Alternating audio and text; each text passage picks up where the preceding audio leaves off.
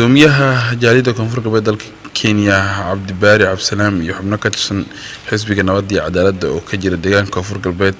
بيا بوقضي حفيز كجبران تي في مغادا نيروبي وهي كتعسين قصاري كرشوار كي بحال نمد هاي يرجع سدا الشاب هاي لبيك سنة كريد كهاي كوسقنا هوتيل كمدينة مغادا كسماي حبنا أيا جود هان ومد الصومالية جار هان دت كجبران وكتعسي قصارها كرشوار كاسبحين وكوبا خير إنسد هذاك لو حدده أمان كسيبه اللي قدور شوين كأجراد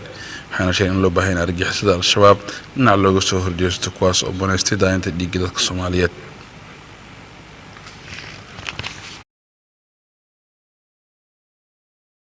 inna lillahi wa inna ilayhi raaji'uun kullu nafsin dhaa'iqatul maut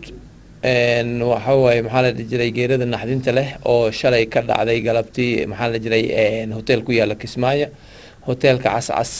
aad iyo aad ayaan ugu xurnahay waa maxaa la jiray dad aan ehel iyo walaal iyo maxaa la jiray deegaan iyo wax walba wadaagna waayo ilaahay jannatul firdaws ha ka waraabiyay intii dhaawacana ilaahay waxa way ha u boogodhayo waxaan waxa way maxaa la jiray maxaa keenay weerta iyo maxaa la jiray sacnaasaha adag waqti walba waqtigii doorashada oo maxaa la jiray dawladda iyo maxaa la jiray federaalka iyo maxaa la jiray maamulka markii ay macnaha xoogaa ay qaabka ay isla saluugsan yihiin inay macnaha maxaa la jiray nimankan nabadiidka inay macnaha weerar ay soo qaadaan meelaha maxaa la jiray maamulka ay dawladda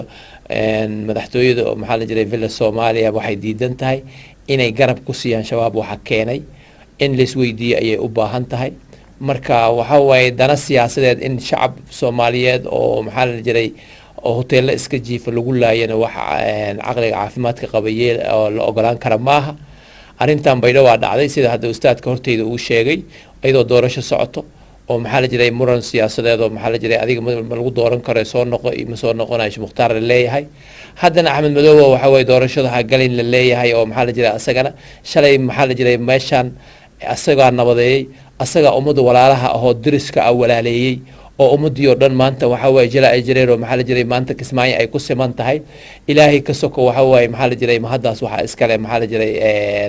Axmed Madoobe marka ala ay xaal ninka haduu macnaha shalay uu ummadan wadan burbursan uu ka shaqeyn jiray oo nabadooda iyo sinaantooda isdhaxgalkooda ka shaqeyn jiray maanta xaq uu leeyahay inuu jaaniski oo macnaha maxaa la jiray maanta uu 5 sano kala dib loo doorto xaq uu leeyahay marka waxa way wax walba qofka wax qabadkiisi iyo maxaa la jiray sida Soomaalida sinaanta uu u wado in laga fiiriyo ayaa loo baahan yahay laakiin waxa way maxaa la jiray meel anaga aanan macnaha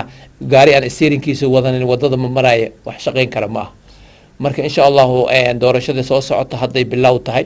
waxaan dhihi lahaa maamulka oo Jubbaland iyo ciidamada waxa way amaanka inay sugaan nimankan maxaa la jiray ayaga iyo khawaarijka xoogaa xariir hoose leh ayay macnaha saansaanta u eg tahay marka insha Allah in laga taxdiraan leeyahay intii dhimatayna Allah u naxariiso kulley waxa way maxaa la jiray dhaawac la keenayna airportkan ku soo dhaweynayna isbitaalada loo qeybin doono iyo kullu bukaankan waa ku booqan doonaa marka insha Allah khayr badan aan idin rajaynayaa intii ka dambeysana waxa way taxdir gooni ah la muujiyaan leeyahay wassalaamu calaykum wa rahmatullahi wa barakaatuh